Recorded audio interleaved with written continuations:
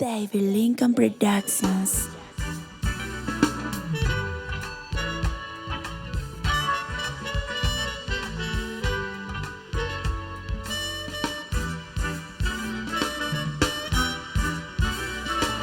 Information contained in this video is for educational purposes only. Everybody's financial situation is different, so some strategies covered in this video may not be appropriate for you. Trading in leverage products is risky and should only make up a small part of an overall investment strategy. To become a better trader, you need to take personal responsibility for any trading losses. Views of people being interviewed are not necessarily endorsed by this channel. We try to present many opposing views and let you decide. David is not a licensed financial advisor and is not trying to sell you anything. So sit back, relax, and enjoy the show.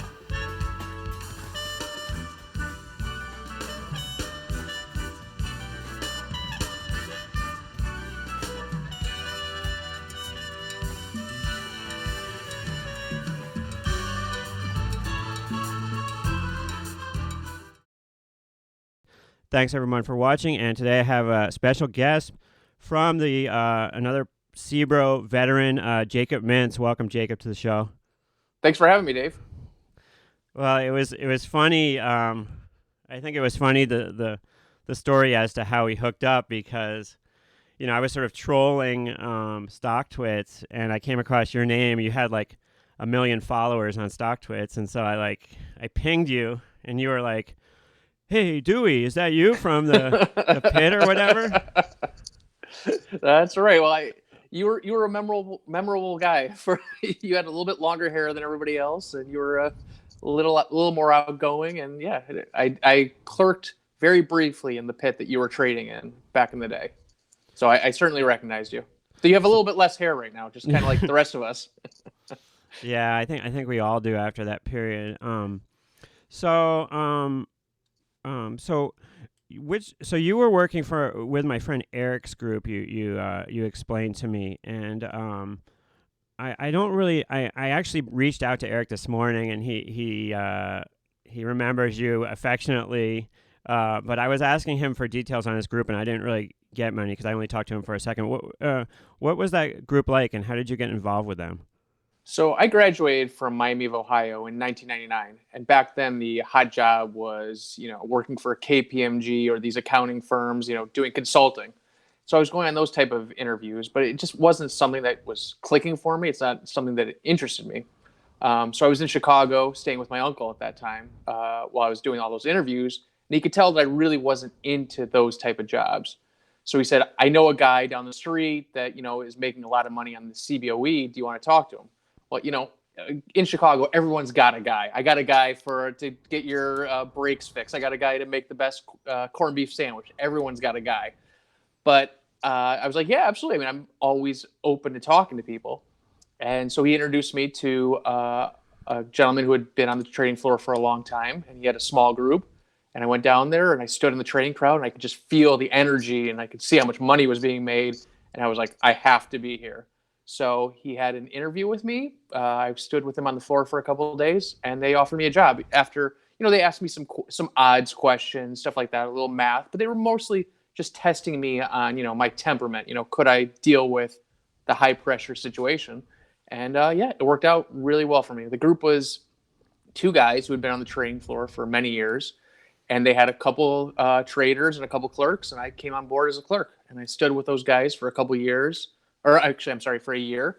And then at the age of 23, I was put on a badge, and I started trading. It was kind of a whirlwind situation, but it worked out pretty well. It was just a small group, not one of these giant groups that had, 50 to 100 traders. It was a small group where you really worked with the traders. So I would work with those guys for a little while, and then I move on to another crowd and learn from the trader in that crowd. So, and then I started trading on my own, which was a totally different experience than clerking. Once you're put on once that money is on the line, it's a different situation.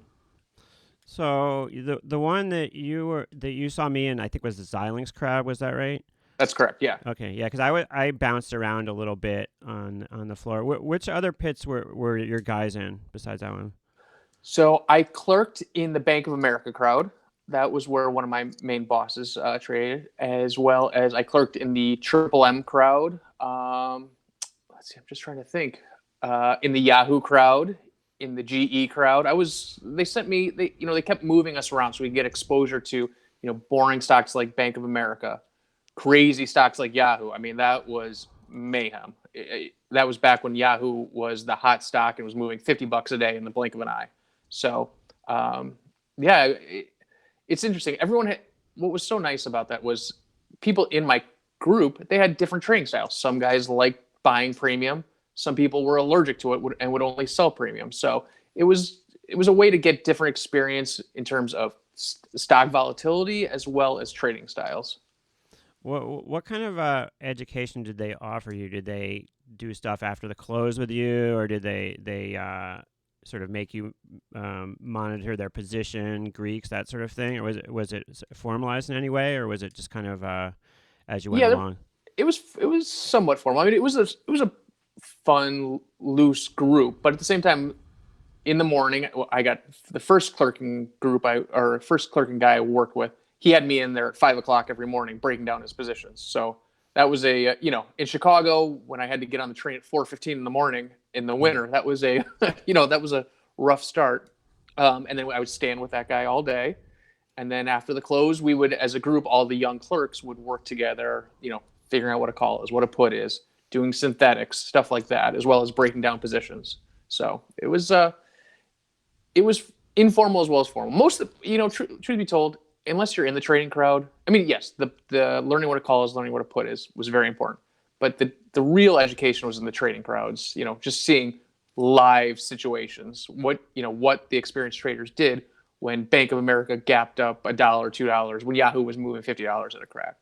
I'm going to take off this trading coat, by the way. I haven't worn this in a while, but I wanted to look like you. Oh, that's cool that you my wife was wanting me to get rid of it forever. I guess it might still smell a little bit from the trading crowd. Probably.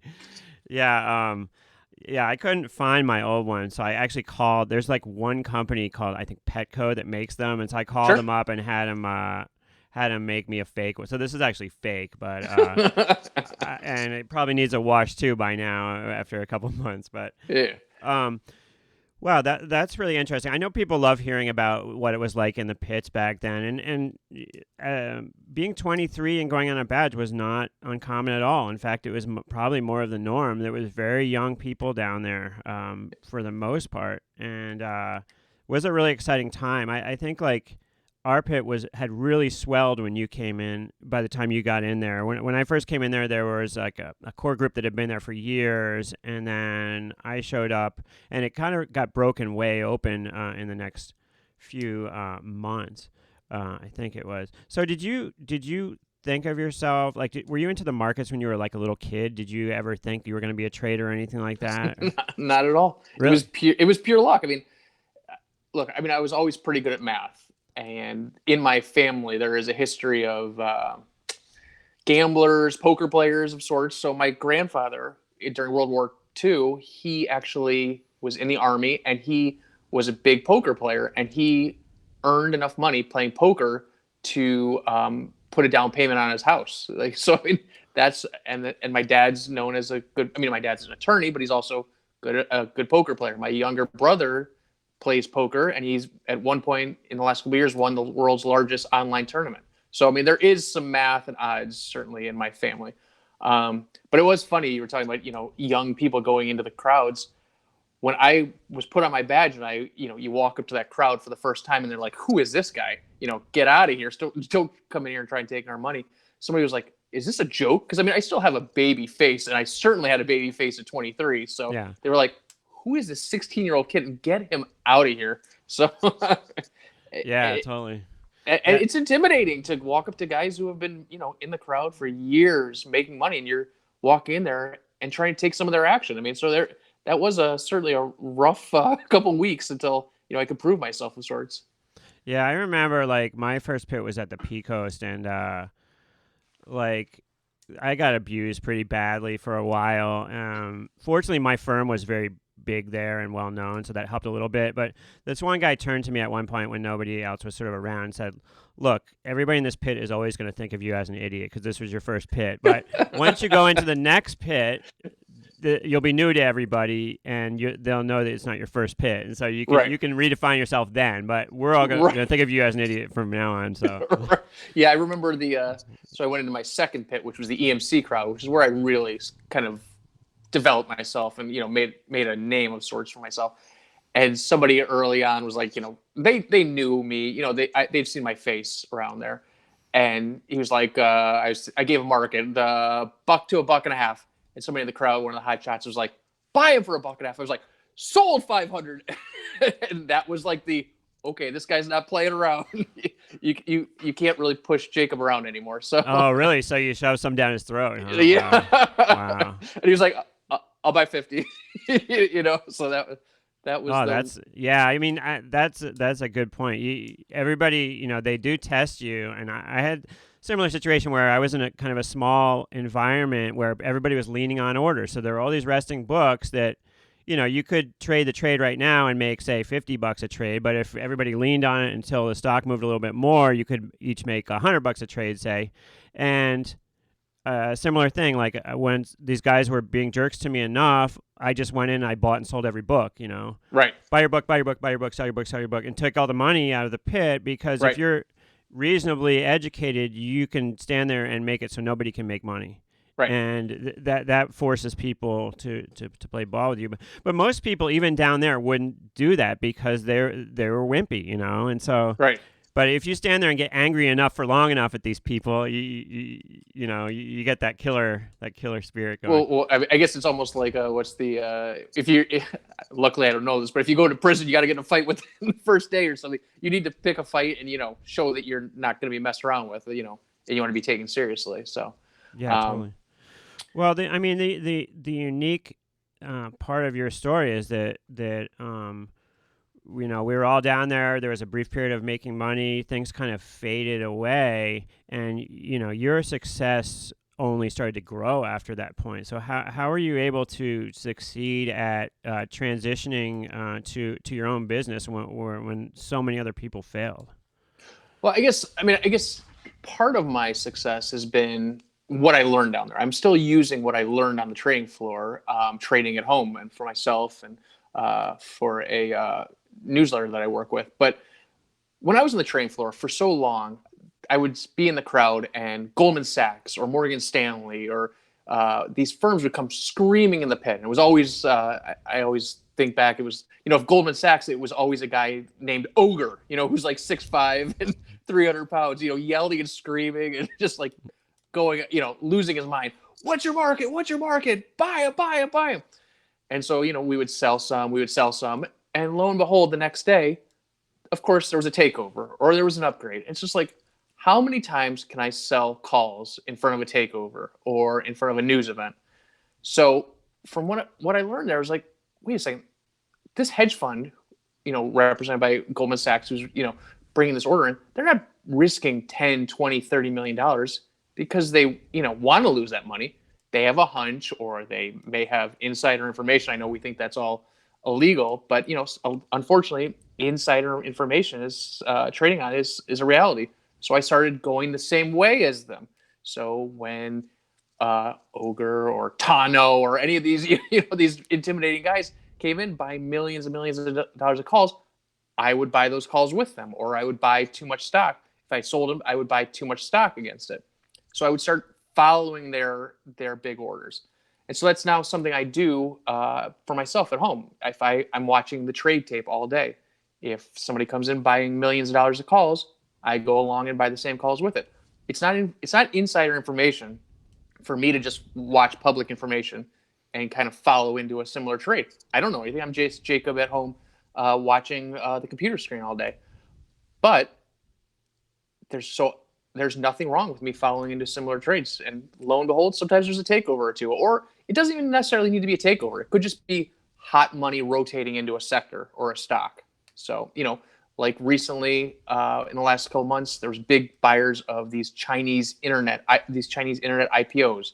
this IQ, symbol IQ, symbol HUIA. They just kept buying calls. And it wasn't for a takeover. It was just people wanted exposure to that sector of the market. So I, get on board with a similar trade. It's interesting you talked about IQ because I've been talking about that on my show the last couple of weeks as a I don't know, Chinese Netflix, something like that. But Right. it's just something that popped up on a scanner for me as high volatility options, and that's how I found it. So I'm going to come back to your process of how you find these this order flow in a second. But so what was your path from when you were in the pit with me to being off the floor? How much longer did you end up staying on the floor from that period? So I'm not going to get the dates exactly right, just because unfortunately I'm now a 40-year-old man and my memory isn't what it once was. But I was in the trading crowd, EMC, and then I transitioned to the Google trading crowd for years. And then at some point, my trading firm asked me to participate in running a couple of trading crowds. So I moved from an independent trader to a trader as the DPM in the Bank of America crowd, as well as one other. So we were making markets in probably 100 stocks between the two pits. Well, slowly, as we all know, the widths on the option markets kept tightening and tightening, and there just wasn't enough enough orders on the trading floor, and everything was going upstairs. Now, explain to people for a second what a DPM is, just for people that don't know about the floor or what it was. Right. So a DPM was the designated primary market maker. So it was my job to stand in front of the crowd and make the largest, most narrow markets for any order that came into the crowd. So Dave in the back of the crowd could be like, I don't want any piece of that. I'm out of here, and just not trade it. But as the DPM, it was my job to stand there and make markets. I was the ultimate liquidity provider. So Dave might make a market that had that was 100 up. I would make a market that was 1,000, 5,000 up, depending on how much the Goldman, the Morgan Stanley, how much size they wanted. So for a long time, it was a very profitable role. But as the markets got tighter and the traders who were coming into the crowd got more and more sophisticated, there just wasn't a whole lot of value to being in that role. So, and also a lot of the orders were coming in as the trades were already matched up. So they'd come in and say, we're putting up 10,000 bank calls. You don't have a say in it. So it was like, what are we even doing down here anymore? So we were asked to go upstairs and make electronic markets in that crowd, as well as markets on the P Coast, as well as just be on the other side of, if Citadel wanted to make a trade, they would call us or instant message us. So I did that for a couple of years also. And I did that for a couple of years. And then finally it was just like, there's not really a lot of advantage to this either. So I just went off on my own. I just started trading by myself. Since the markets have tightened up, back in the day, Bank of America was worth $1.25. A call was worth $1.25. You can make the market $1 to $1.50. So there was 25 cents of edge to buy it or sell it. By the end, it was, the market was, if it was worth $1.50, it was $1.48, $1.52. Well, there's no edge in making a market there. There's actually probably more edge in taking those markets. So I was like, look, I'm going to give up 2 cents. Who cares? If I want to get into a trade, I don't have to give up that much edge anymore. So that's why I started trading off the floor for myself. Yeah, I think that story is a very common story of what happened to the floor with decimalization and tightening up markets and them like you said, crossing everything, right. Multiple listing everywhere, and I think what part of it is just that some of the brokerages realized that like we were making money and that they could probably take the other side of these trades that we were taking and make some money themselves too. So why, just internalize it? Now they had to print it somewhere because it's publicly listed, but why give it to us when they can just take the other side of it? It seems like. Yep, exactly. So, I mean, there were just, I don't even know of all of my friends that I had on the floor. I don't know anybody that's still down there. Do you know anybody that's still down on the floor?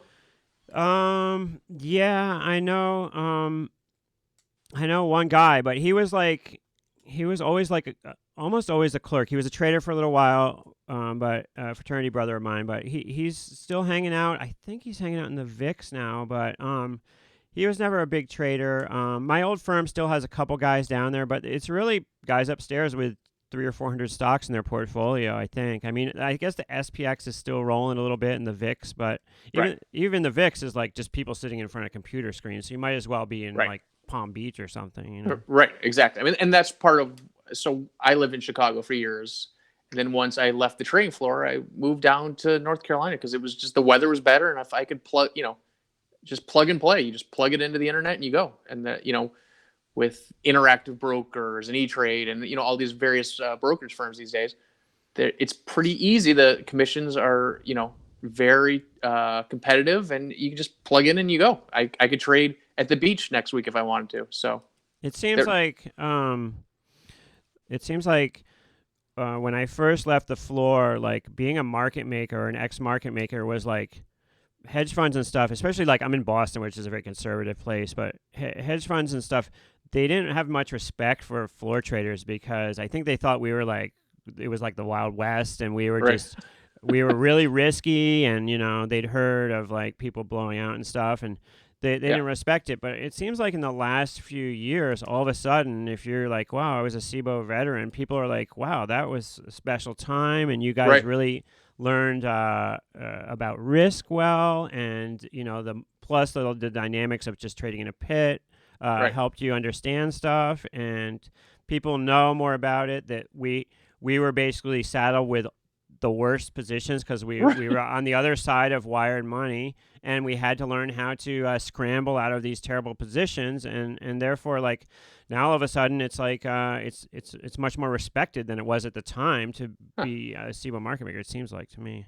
Yeah, I mean, look, when I first, so I came down to the floor in 1999, there was definitely guys who didn't graduate college and, who had a South Side Irish connection of some kind. But by the end, I mean, if you didn't go to Harvard or Chicago or MIT, I mean, that next wave, that next generation of traders was definitely coming with a high education, a lot of math and, and it was interesting because those guys are very smart, but also they didn't know the ways of, how to work the system of sorts. I mean, there is a system. There was a system where you could squeeze out a little bit more money here or there, like what you were talking about with books and stuff like that. So, but yeah, I mean, nowadays it's funny. I have friends that are scattered from the floor who are doing all types of different things via hedge fund or working for one of these brokerages or teaching, kind of like I do. So yeah, I mean, we're all finding our own little niche.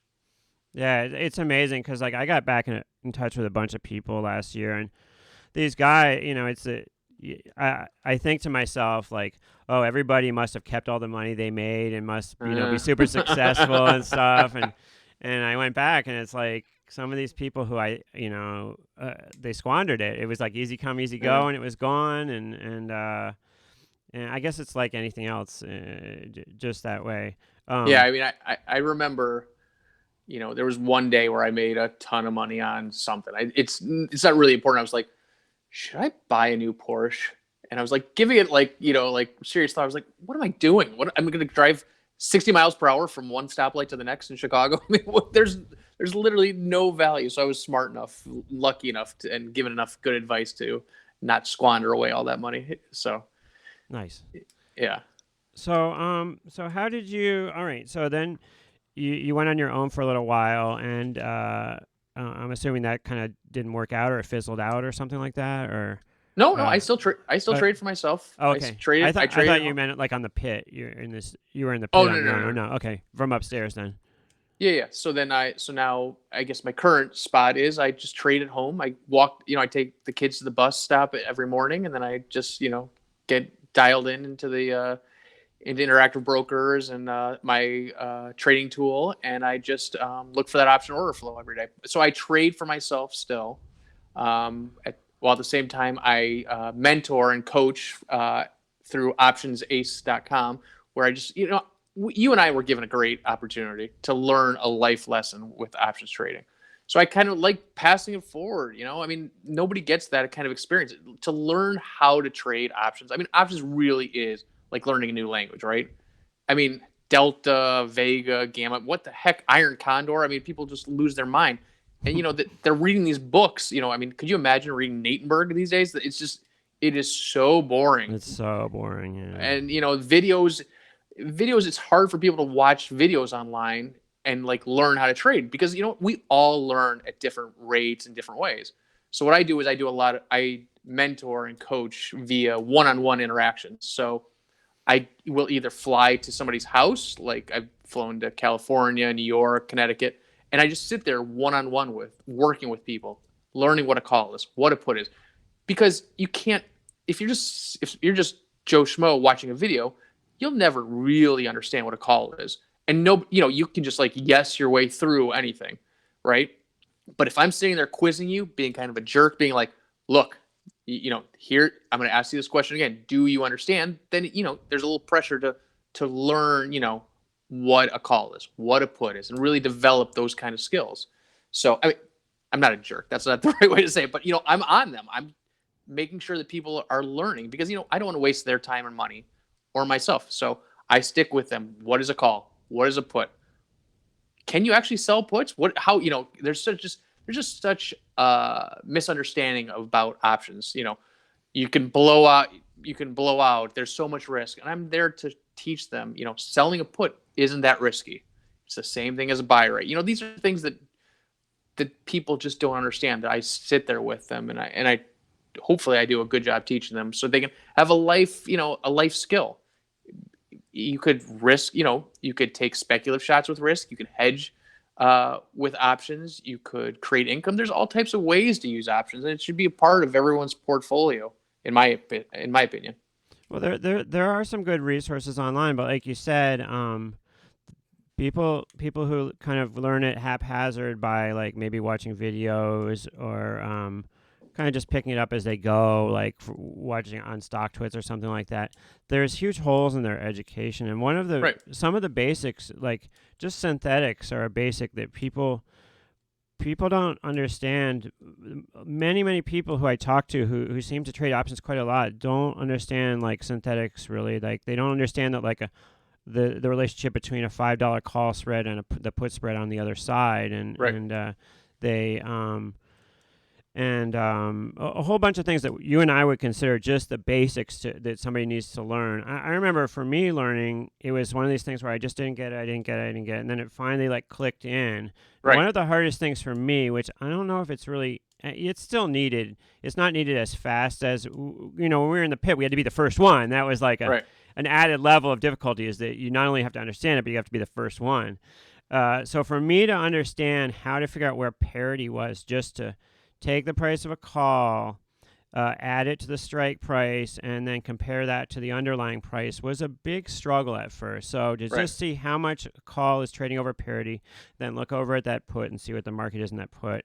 And to get the right price where could I actually buy that call, what's the actual market in the put, and to relate them to one another is just a basic thing. But it was very hard for me to understand that simple math of like the strike price plus the options premium minus the underlying. And it was something that I really struggled with understanding for a while until I got it, and then I finally got it. But it takes repetition, like you said.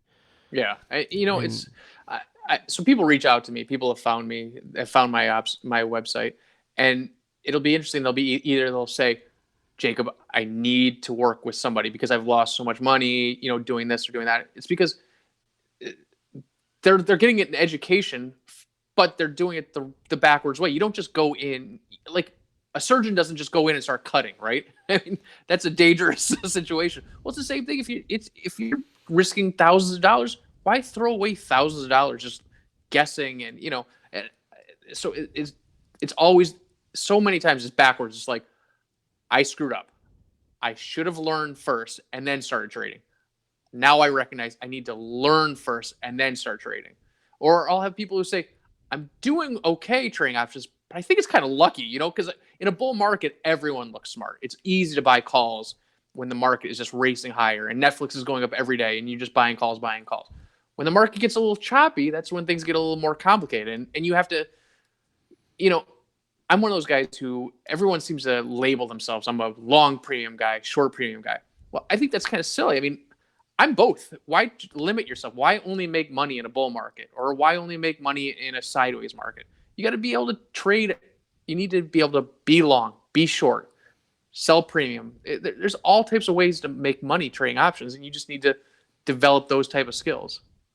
So do you spend a lot of your time teaching people, or how does it work out for you in the end, like trading versus teaching people? Is it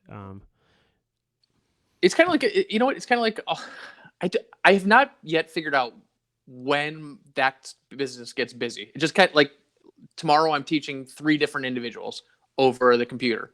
Other times I'll travel, a couple times a year to their houses. There's not really a rhyme or reason. I feel like perhaps it's when the market gets a little tougher that people are, they're starting to figure out I don't necessarily have the skills. I'm just getting lucky by, buying calls in a stock that's going up, that type of situation. So I do that, as well as I write for a subscription service called Cabot Options Trader.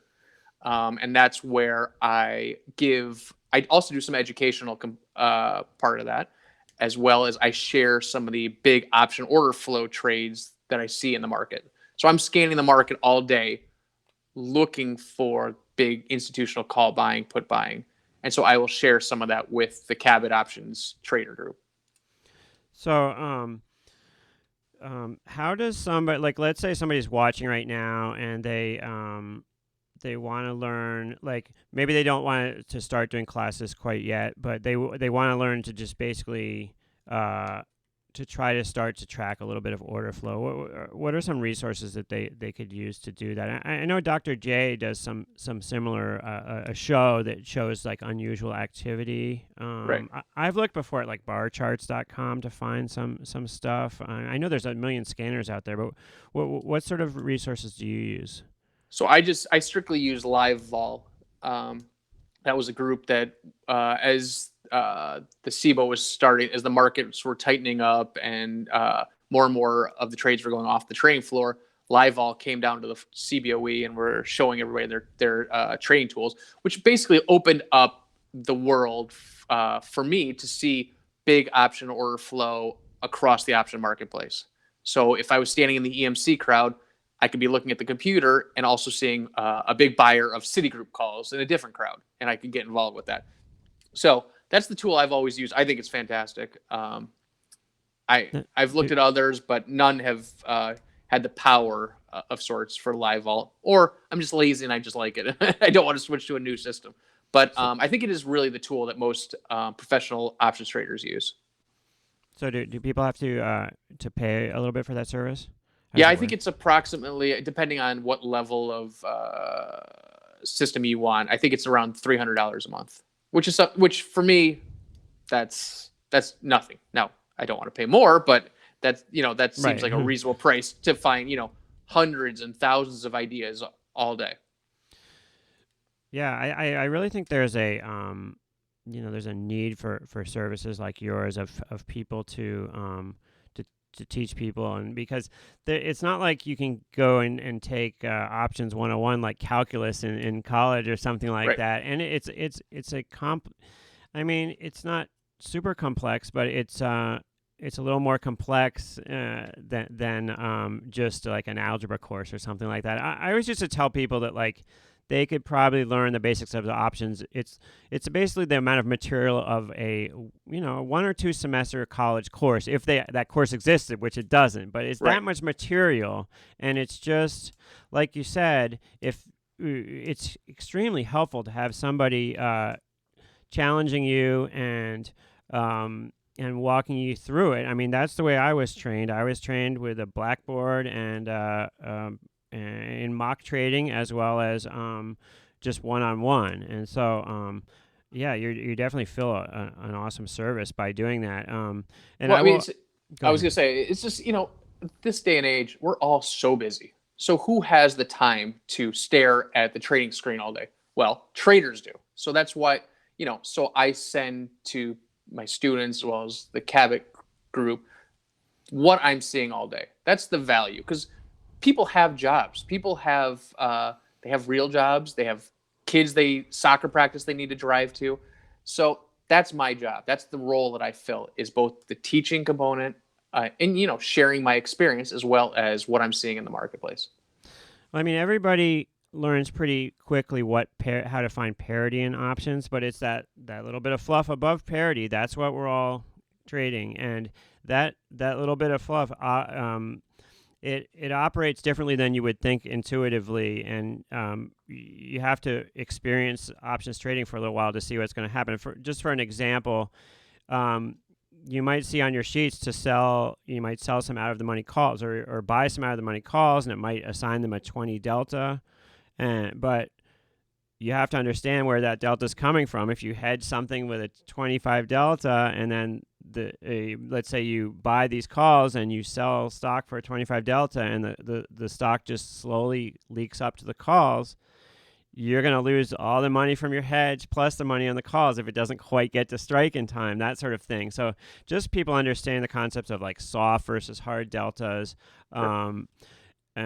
People can get really tripped up on this kind of stuff, and it can go from being what they thought would be a winning trade to a total loser. And so, spending a little bit of money to educate yourself. This is a high stakes game with a lot of money involved, right. And you need to spend some money on your education if you want to be successful at it. Right. Yep. Exactly. Now, Dave, are you strictly trading VIX these days, or what kind of stuff are you trading? Well, I've been trading just VIX and equities. I'm actually trading Tesla right now, but I scan stuff and take a look at what's going on, and have small positions and stuff right now. It's funny. Go ahead. Oh, I'm sorry. I was going to say, Tesla, of course, is the hot stock today because of a news story that broke about they're asking for rebates or something from their suppliers. It's interesting. I saw on my scanner today, I saw a buyer of, what was it, August 100 puts for like 40 cents. Well, the stock has to drop $195 in the next 4 weeks for those to finish in the money. It's just like there's constantly put buying in Tesla. And I get it. Look, I'm not going to say I am pro or con for Tesla, but why it would be really hard to short that stock, right? I mean, the upside to shorting that stock is unlimited. So, I understand why people buy puts. I mean, that's like a perfect example of why puts and calls are so important. Average Joe Schmo can't go out and short 100, 1,000, 5,000 shares of Tesla. The clearing firm will not allow that because the upside is unlimited. But if you want to buy puts, you could, spend $5,000, $10,000, even less to get short exposure to Tesla. And that's like something that the average person on the street doesn't even know about that it exists. So that's kind of where I come in terms of the Options Ace website, is just teaching people that, wait, there is a different side to the trading world. You don't have to always be long. There's ways, if you don't like what our president is saying, you can bet against this, that, or whatever. You just never know. There's ways to hedge your portfolio as well as just to get short exposure. So there's tremendous opportunity that people don't even know about, that I think, you're doing a great job by, opening people's eyes to the options world. And, that's part of what I'm trying to do and what you're trying to do, because there are opportunities out there for the average person to get involved with, complex derivatives. So, well, like you said, I mean, in the most basic sense, options can turn a $300 stock into a $20 stock in a way, because you don't have to, it can be very intimidating to somebody if you've got, like, let's say $2,000 in the bank to be confronted with like an Amazon. It's like, well, right. I can buy one share, and then you're like, well, then what happens? Maybe I wait for 10 years, it will double or something, and I'll, right. but with, if you wanted to just take it in the most basic sense, you could buy like a deep call in something and turn even like a $30 stock into like a $5 stock just by trading those deep call options. Or but yeah, in a some of these Teslas and whatnot, there's interesting stuff to do, and there's you can interpret different trades in different ways, but I like to just bring up examples of different price stocks and just talk through like I don't know, like a call vertical or something, and give people options. Like I was focusing on canopy growth stock, this marijuana Sure. stock. Some Yep. people are into that and just saying, well, okay, well, if your opinion is this, if you think that this is going to, go up in the next 6 months, this might be a reasonable use of your capital to capture that opinion. Options are great because you can have, it's not just like a binary thing where it's up or down. You can say, I have an opinion as to how fast it's going to get to this spot, or I have an opinion that it's not going to move at all. And if you didn't have options, if something's not going to move at all, you're never going to make any money. But if you have a strong conviction that something's not going to move at all, you could sell options in it and make money.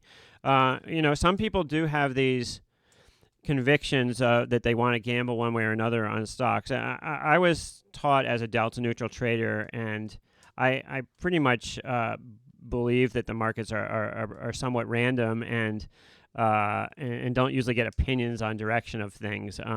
But many other people do, and they want to know how to use options for leverage. And so, I mean, there's so much in the options world to learn and to explain to people. And there's a big hole out there in the education, and there could be 10 of you and 10 of I on there teaching people, and it still would be helpful to have that next guy come in, because it takes people, it would be beneficial for somebody to do one-on-one trading with you and then do one-on-one trading with another person, maybe, because different people have different ways of looking at things, and you're going to get a little bit from each person as you go through, I think. Yeah, it's so interesting. So like I'll go on StockTwits, which I think is a great website, and I'll see like hot biotech XYZ. Everyone's talking about it. Everyone's gambling. They're like, oh, it's going up. Oh, it's going down. It's going to, and people, there's just ways to get exposure. People don't even know there's ways to get exposure to these things. You don't need to risk thousands and thousands of dollars for a stock that might go from $40 to zero in the blink of an eye. Just buy some calls. Drop your risk by doing that. Or learn how much the options market is pricing in for the potential move.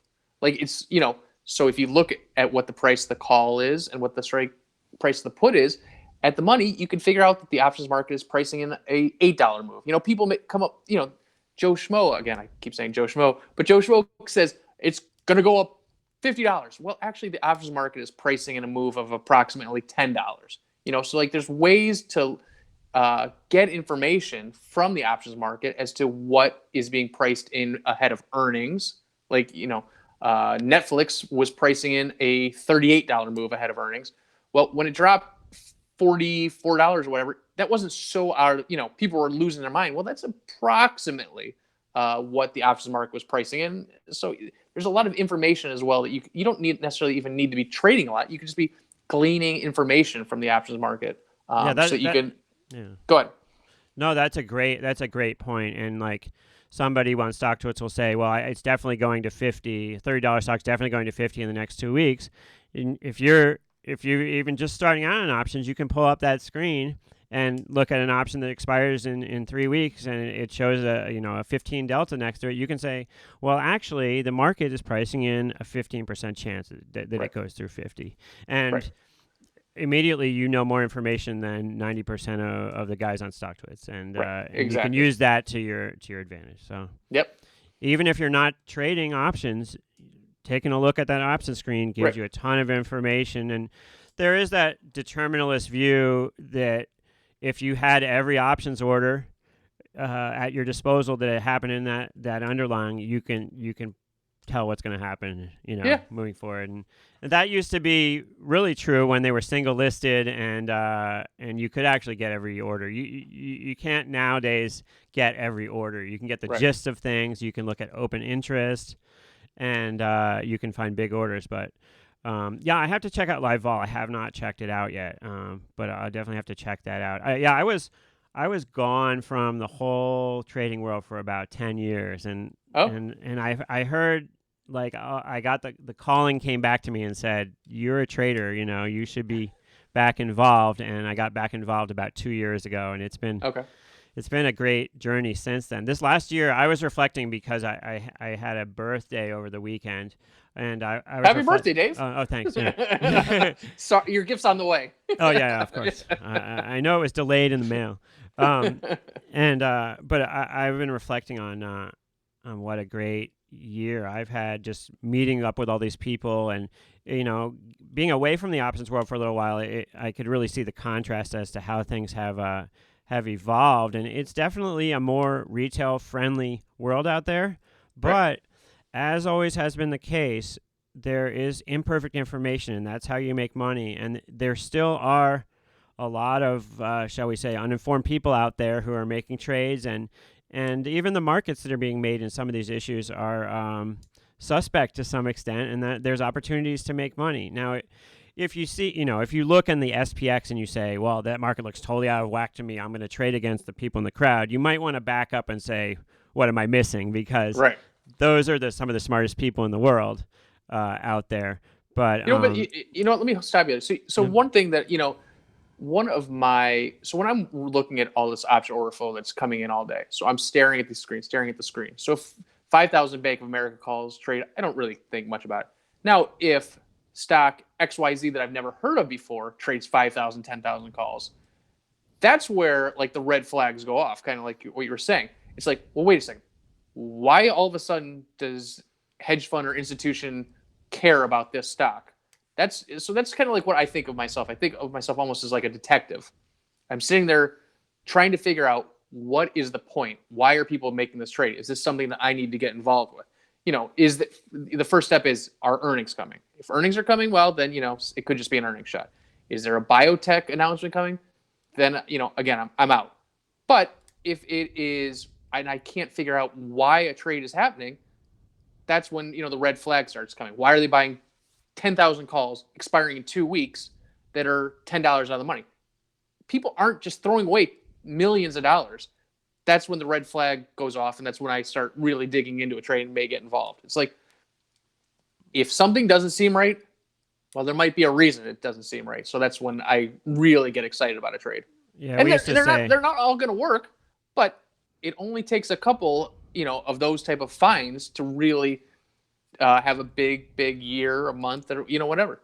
yeah, we used to say, like, what makes me so lucky? If something's worth $1 and these guys are willing to pay $2 for it, Right. what makes me? Why are they being so nice to me and just handing me money? That Right. doesn't sound like it makes sense to me. And try to think that, well, maybe it's me that's in the wrong now. I don't know. The point I like to make to people is that is a point that I think even Warren Buffett has made before, which is, if you want to get in there and do something, go and investigate and look up some of this stuff and do your own thing. Make if you see something that's interesting to you, go and investigate it, and maybe try to do a little trade on it. You can find stuff by yourself that can be profitable for you, and you're going to have more success if you go off on your own and come up with some trade ideas. Then you're going to be more successful than being in some chat room with signals with 20 other guys. I really don't understand the obsession of people trading these like $2 biotech stocks that they think are going to get taken over and all this stuff. A stock is $2 for a reason, and Right. there's every once in a while of the zillions of stocks, one of those gaps to $20, but that seems like not a great place to be hanging out as far as I'm concerned. But I definitely feel that if you want to trade, you need to get in and do your own thing, and just get out there and do something small maybe, but you have to come up with your own ideas. And I know that sounds hard to people, and they want a guru to follow or something, but Right. that's really the way it gets done, is just doing your own thing. I will say, as somebody who now trades at home, you just got to realize you don't need to press the button all the time. You could just wait for the right opportunities, wait for that fat pitch. Just because you have a hunch doesn't mean you necessarily have to press the button and put money at risk. Wait for those opportunities. Netflix drops $45, $50, and you've been waiting for it. Okay, now you can sell a put. You don't have to be putting on a trade right in front of earnings. Wait for the right opportunity.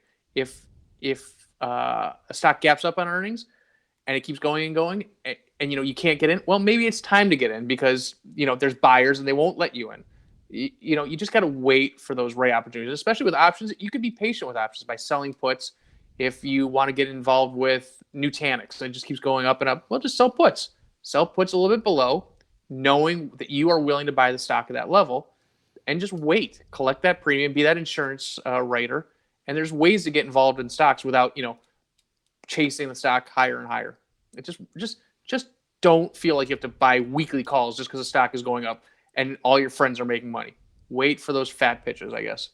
Well, you touch on an interesting options trade that a lot of people, when they're starting out and otherwise, use, which is a basic option. It's a good example of the way options can help somebody, which is to sell an out of the money put in an underlying that you wouldn't mind buying.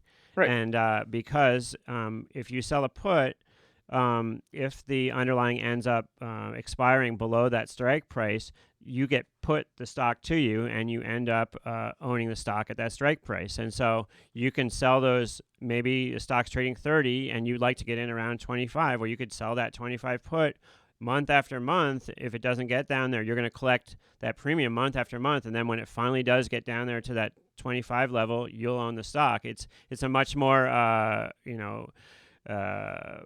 money-making way of purchasing the stock than just getting in there and buying it for 25. And that's a great beginning strategy. And I'm not saying a strategy for beginners, but that's just one option strategy that a lot of people learn when they're first starting out. Well, I mean, that's great.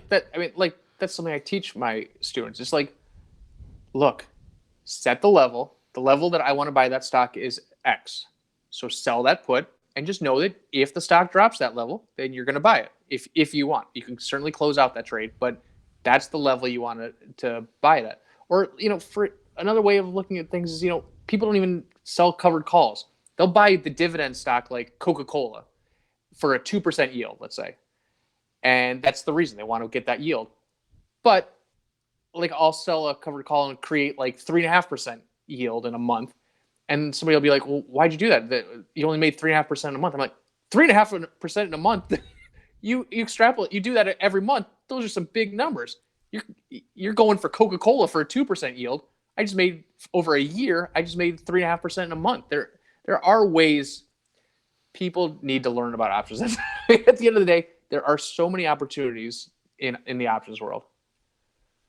Yeah, totally. And there's some people think that this I try to dispel this thing of like the get rich quick guy on the stock market, because 90% of the stuff you see out there is this people bragging of, oh, I made 200% this week, we're going into next week. It's like I love describing this like typical fake thing, which is like, oh, like a good-looking guy hanging out in like Maui, and he's like, come join our boot camp. There's 15 guys, and 14 of them have, we've put together. We each have made 100% a week each week for the last 3 months, and that's not true, folks. Nobody, you can't put 15 people in the world together and each make 100% a month for 15 months. It doesn't matter if you put the top traders in the world; you're not going to get that return consistently. So don't. Well, if it sounds too good to be true. It is. Yeah, and as I tell people, there's only one guy that I know who could make money like you were writing, like you were just talking about, and oh gosh, what's the guy's name? Bernie Madoff is that guy. He's the guy who can, every trader is going to have losses. You can't get every trade right. It's flat out impossible. But if you get 6 out of 10 when you consistently, or 7 out of 10 when you're hot, and really let those winners run, that's where the money's made. I mean, look, I've had hot years, I've had cold years. This year has been kind of spectacular out of nowhere. I caught a couple that have just taken off. But it's not only that I caught them, it's just that I let those winners run. So what I do is so I've had big winners in Nutanix, in IQ, a couple others. And what I do, the way I manage it, is I'm just like everybody else. I want to sell my winners. It just feels good to lock in that profit, right? And you're so scared of giving back profits.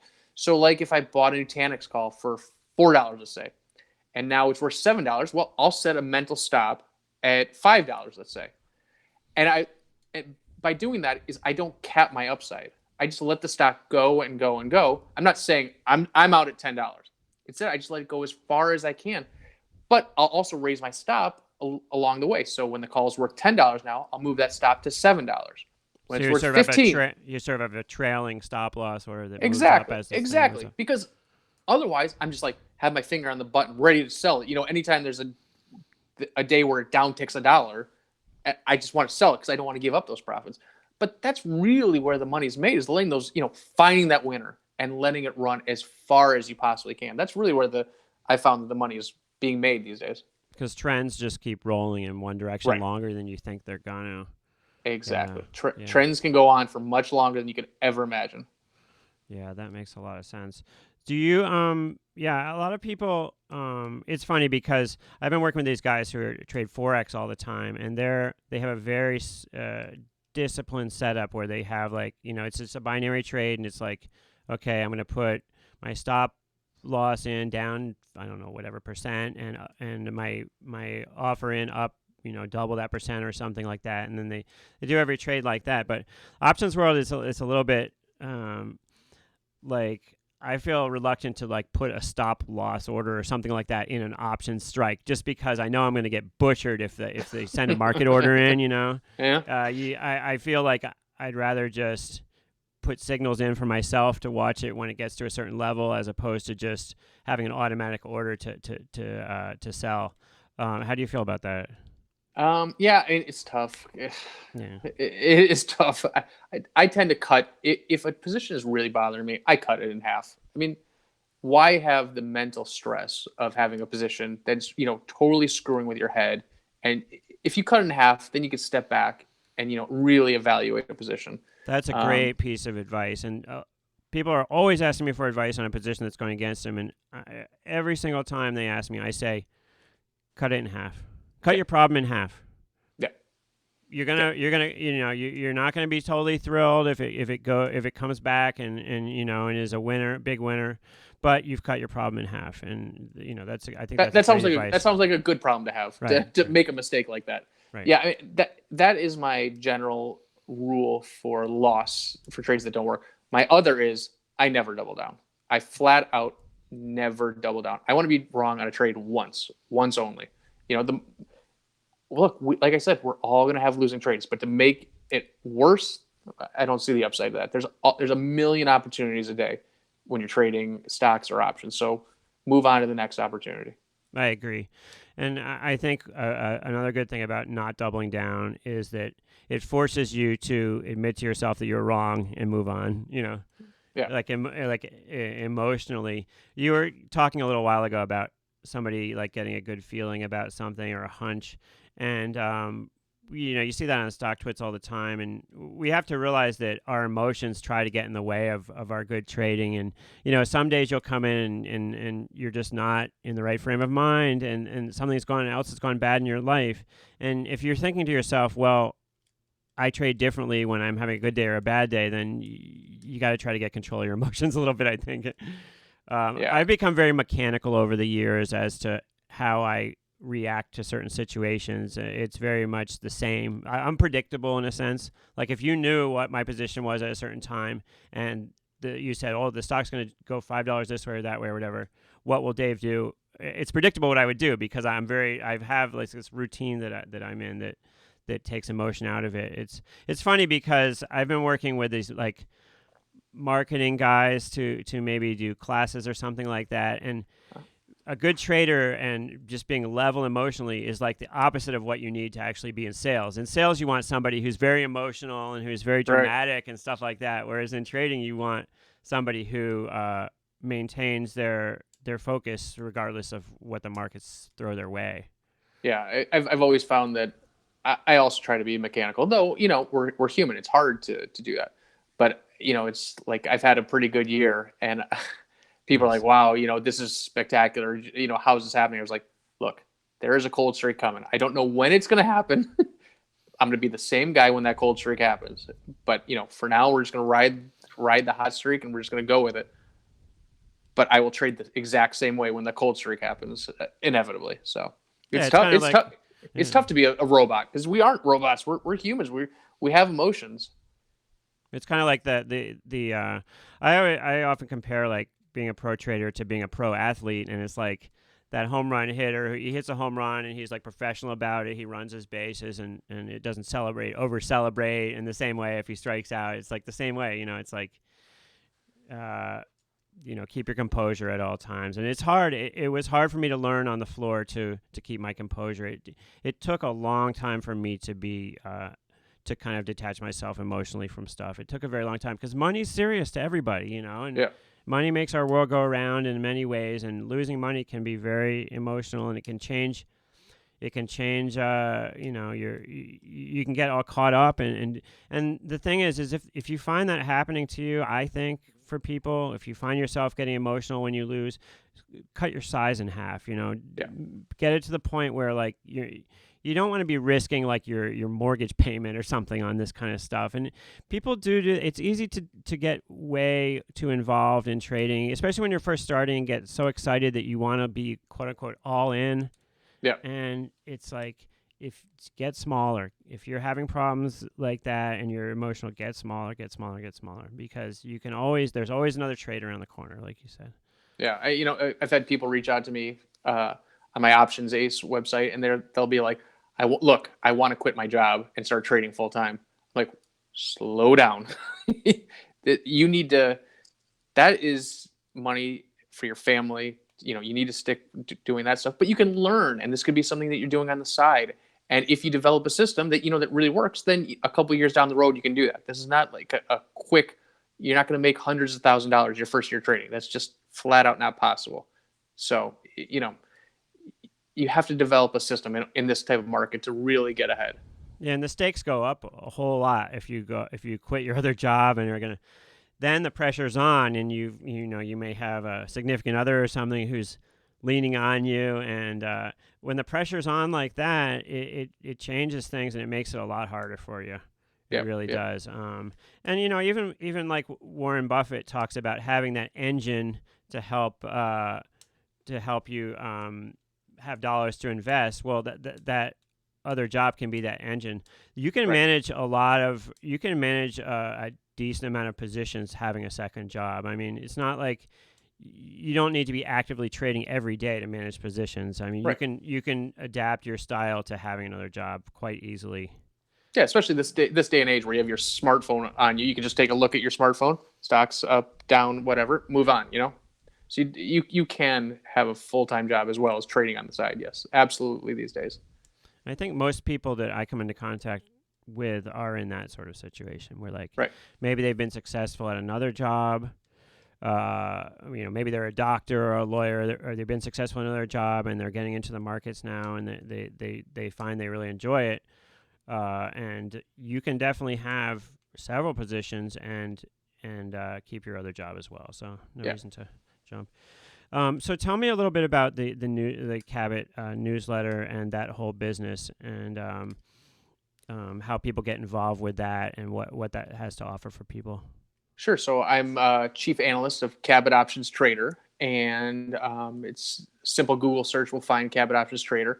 And in that role, every day I send an email that has the largest option trades from the previous day with all the details, as well as some of my thoughts, as well as I give a couple covered call ideas each day, as well as I write educational posts if something's popping up. If I'm seeing a takeover situation, I will write up I'm seeing big call buying here. The skew is going crazy. Volatility is going haywire, and my interpretation of it, as well as I provide some trade ideas when I'm getting into a trade. I let those people know about the trade as well. So if somebody's buying tons of IQ calls like we spoke about earlier, I will send a trade alert saying I'm buying these calls essentially, and so they can get involved that way as well. Now, it's on them to take that risk, but these are the trades that I'm interested in of sorts. As well as I write options earnings reports. So I will do like a several page breakdown on what I'm seeing for Netflix. What is skew saying? What is volatility saying?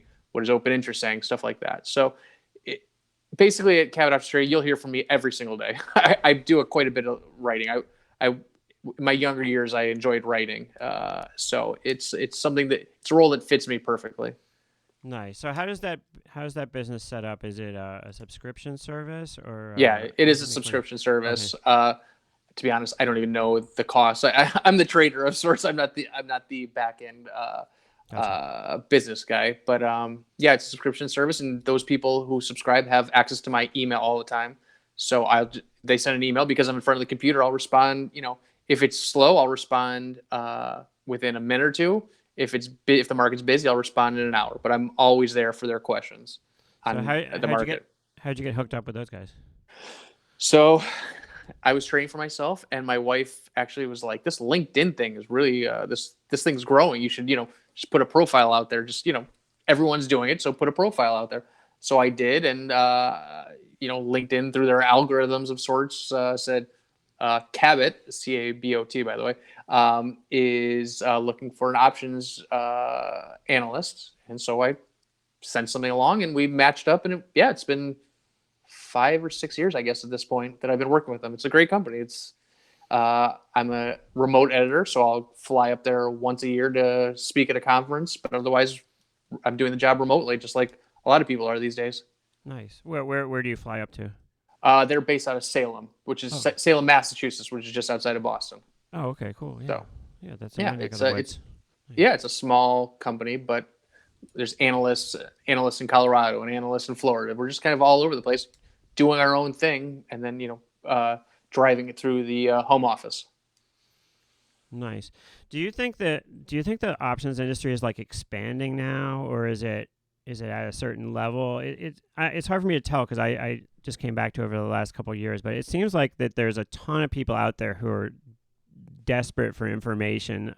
I have a Facebook group. I'm involved with a Facebook group that is for options traders, and we get like up to 50 new subscribers every day of my God. of people that are like interested in options. So I think that more and more it's becoming more and more of a thing that regular retail people are getting into, and that's great. Yeah, I mean, I definitely feel it. I can feel it two ways. One, I'm getting a lot more interest in my teaching, so I can feel it that way, and I also can feel it via Cabot because I can tell the subscription numbers are growing and growing. And I think a lot of it has, you can give credit to, love them or hate them, the Nigerian brothers are on TV talking about that stuff every day, and so they're doing a good job. I mean, I don't have an opinion about them one way or the other. Everyone has an opinion about them. I don't, but they're spreading the gospel. They're showing, there is great opportunity. That other show on CNBC, options. I don't know. There's one on Friday afternoons that they're talking about options all the time. So there is people doing the good work of spreading the knowledge that there is opportunity in options, and you can risk pennies or small amounts of dollars.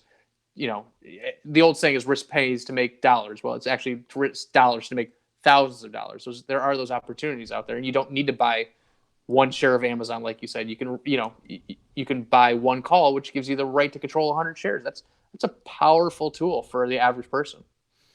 Yeah, I was stuck on. I was forced to go to this committee meeting in that pit that you and I were in. The guy, one of the senior traders, he wanted the title of being the marketing rep, but he didn't want to do anything. So he'd make me like go to all the meetings with his name, and Nice.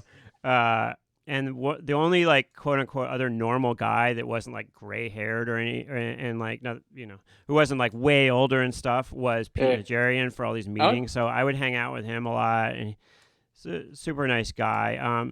Dr. J has been controversial, but he was very very kind to me at a certain moment when one of my friends had passed away and stuff, and so I'll always be grateful to him for that. And I think those guys, I sort of consider them like sort of like hometown celebrities that made it big out of the CBOE group, and I think they definitely are able to shine a light on options trading and market. They're kind of like the Tiger Woodses of the options world, I think, at this point.